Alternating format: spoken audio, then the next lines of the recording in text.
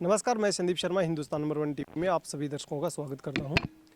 आज हम बात कर रहे हैं श्रीमती संतोष जी अहलावत, जो पूर्व सांसद भी रह चुकी हैं और उन्होंने अपना कैरियर एक शिक्षा से स्टार्टअप किया और आज भी वो अपने शिक्षक के कर्तव्य को नहीं भूले हैं।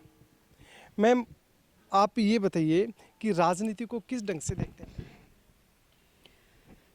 सवाल आपने बहुत टेढ़ा पूछा है कि मैं राजनीति को किस ढंग से देखती हूँ। ये तो देखो, व्यक्ति से व्यक्ति डिफरेंट वेरी करती है ये चीज़ें कि कोई राजनीति को देखता है कमाई का धंधा, कोई राजनीति को देखता है कि मैं लोगों का काम करूँ, सेवा करूँ, और कुछ अपने नाम के लिए राजनीति करते हैं। तरह तरह के लोग हैं और राजनीति करने के उद्देश्य भी अलग अलग होते हैं उनके। मेरी नज़र की अगर बात करो तो राजनीति खांडे की धार है, उस पर चलना इतना आसान नहीं है जितना लोग सोचते हैं। नंगी तलवार है कि अगर उस पर आप चलोगे तो पैर कटने के डर जरूर रहेंगे। बिल्कुल बिल्कुल। लोग आपके मुताबिक चलेंगे कि नहीं, ये उम्मीद इस फील्ड में नहीं करनी चाहिए।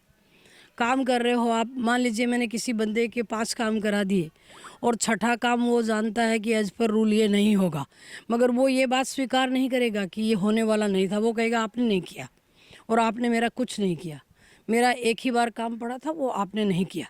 ये टेंडेंसी होती है।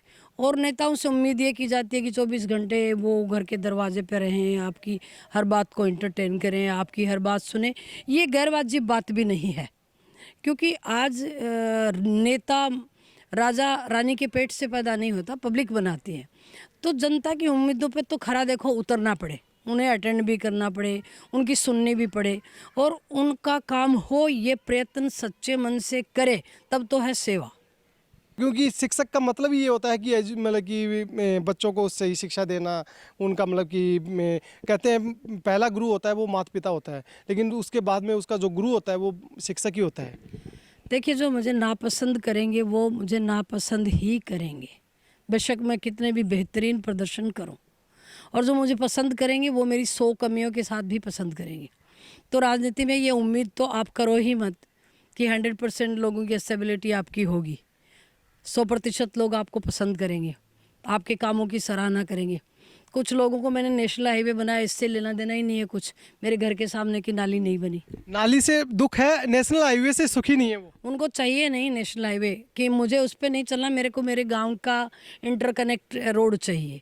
तो उनका कहना भी एक हद तक सही है कि उनको अपने को पीने को पानी चाहिए, अपना रास्ता दुरुस्त चाहिए, मेरे गांव का स्कूल अच्छा चले, उसमें स्टाफ हो।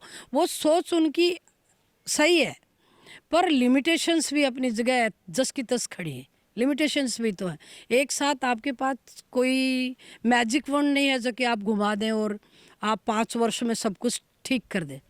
और कुछ ऐसे काम भी होते हैं जो होंगे ही नहीं, कोई भी चाहेगा तो भी नियमानुसार लॉ के अकॉर्डिंग वो नहीं होने वाले हैं। कुछ तबादले नहीं होते हैं, कुछ और तरह के काम नहीं होते।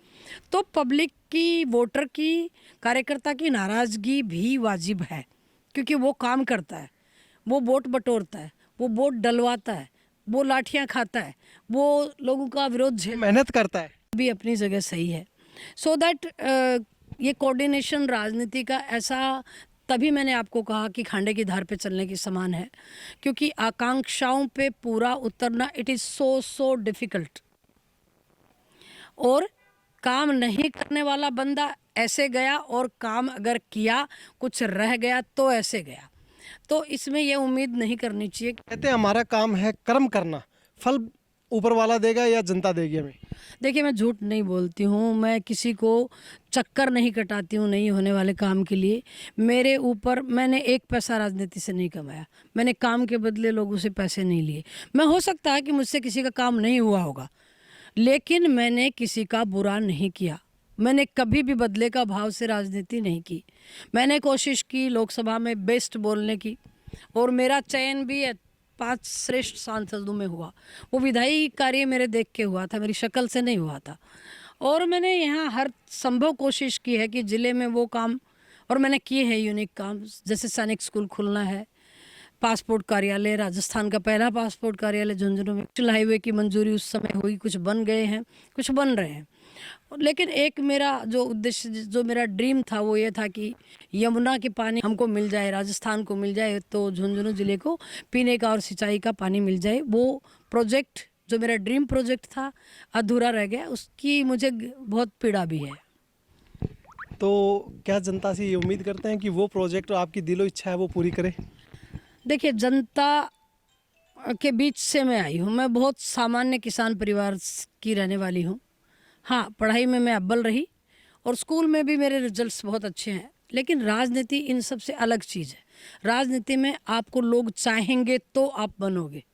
और मेरे को पहले भी 2 बार जनता ने असीम प्यार, स्नेह और विश्वास देकर, वो तो हमने देखा है मैम, वो हमने देखा है। बहुत अच्छे वोट से मैं 52,000 से विधायक का चुनाव जीती और फिर मैं 2.25 लाख से एक बहुत बड़े दिग्गज घराने को मैंने लोकसभा में हराए। मेरा बलबूता नहीं था, ये कार्यकर्ताओं की देन थी, उनका ट्रस्ट था मेरे ऊपर, उनका विश्वास था, उनका स्नेह था। और मैंने भी कोशिश की कि हालांकि मुझे इस बात का मलाल नहीं है मेरा टिकट कटा, ये तो पार्टी के अपने डिसीजन है। एक बात का मलाल है कि मुझे समय कम मिला। थोड़ा मुझे और समय मिलता तो शायद मैं और बेहतरीन काम कर सकती थी। भाजपा की कार्यकर्ता हूँ और पार्टी के आदेशों की पालना 100% करती हूँ। ये और मैं पूछना चाहूँगा, अभी आपका क्या मूड कह रहा है कि राजनीति में कैसे अब इस नए दौर को कैसे स्थापित करना है? देखिए, आपने नए दौर की बात कही, तो लोगों की जैसे जैसे सोच बदलती है वैसे वैसे नया दौर शुरू होता है। अभी सोशल मीडिया का ज़माना है। अभी लोग सोशल मीडिया पर बहुत जागरूक हो गए हैं। आप देख रहे हो, देश दुनिया में घटने वाली घटनाओं पर प्रतिक्रिया देता है सामान्य आदमी गांव में बैठा हुआ। तो लोगों को समझ बहुत चीज़ आने लग गई है। तो इस ज़माने में वही आदमी सरवाइव करेगा जो ग्रास रूट से जुड़कर कार्यकर्ता के घर पर जाकर चाय पीने जैसी बात करने वाला ही राजनेता आगे राजनीति कर पाएगा। उनके साथ में साफ छवि के साथ में उतरेगा, वो ही राजनेता में आगे कदम बढ़ाएगा। बिल्कुल बिल्कुल, साफ छवि तो होनी चाहिए, पर आपकी कनेक्टिविटी जो है वो बहुत होनी चाहिए। वो उनके प्रति सजन सहजता और लगन कैसी है आप? देखिए, मैं तो आपको पहले कह चुकी हूँ, मैंने आज तक मुझे यहाँ तक पहुँचाया, तो मैं झुंझुनू जिले की जनता का कर्जा तो कभी उतार ही नहीं पाऊंगी।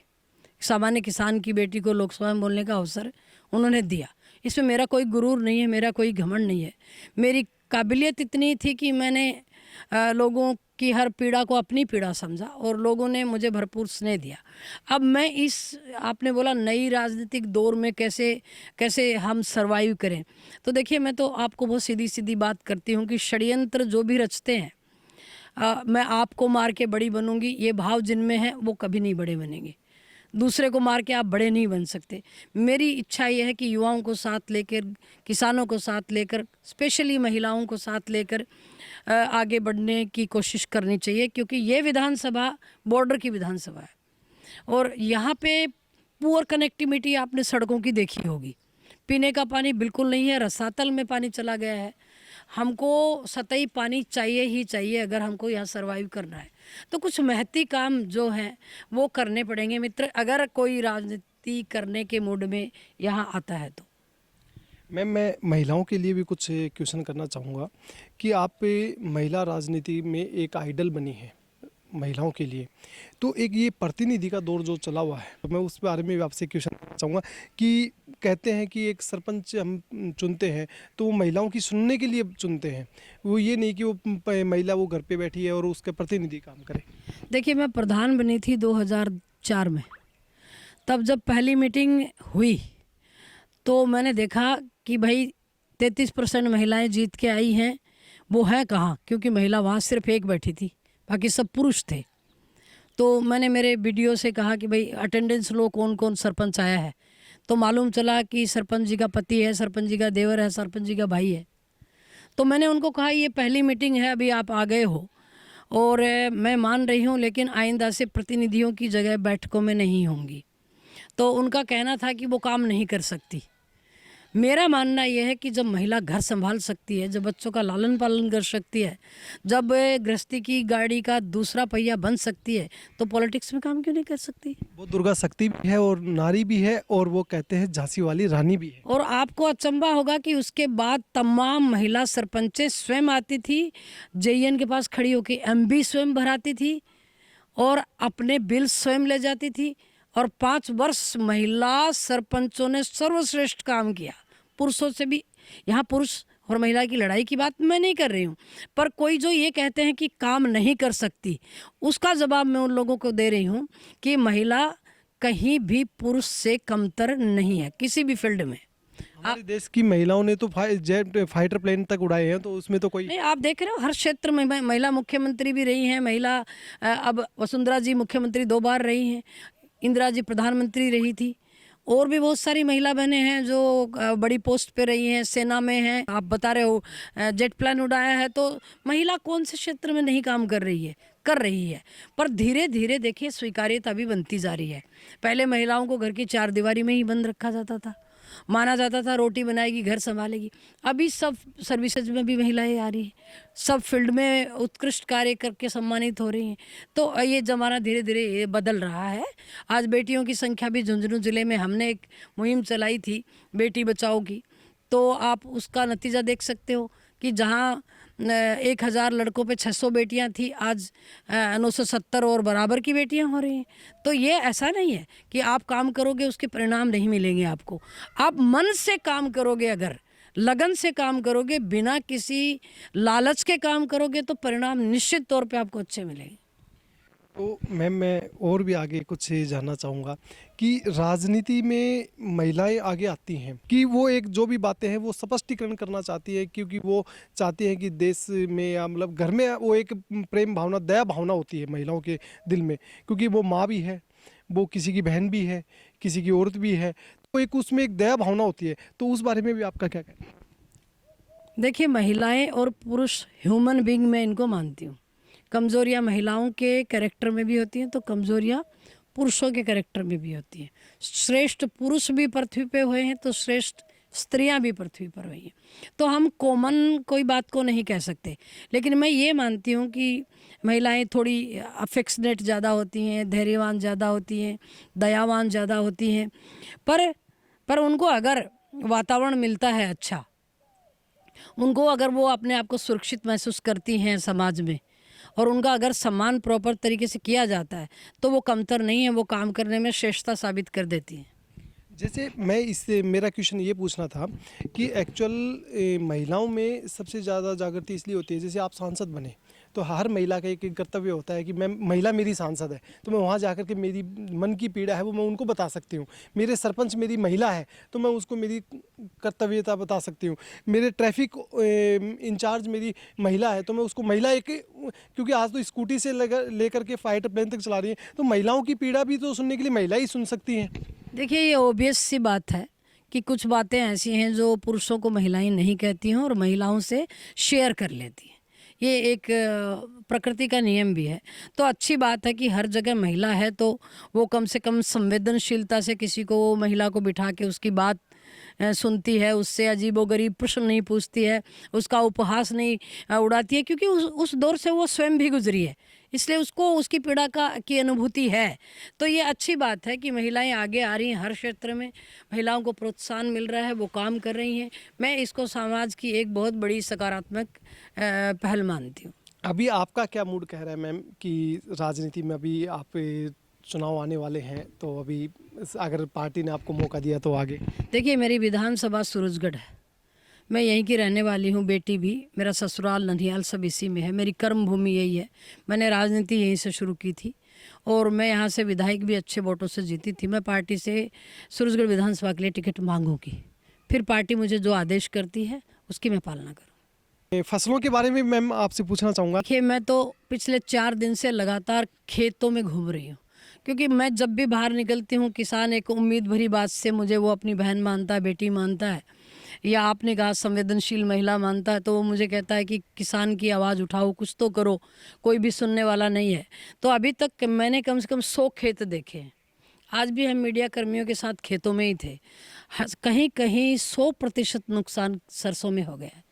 फसलें सब्जी की भी जल गई हैं, जैसे बैंगन जल गया है, मटर जल गया है, और मिर्ची जल गई है, टमाटर जल गया है, बिल्कुल साफ़ हो गया है।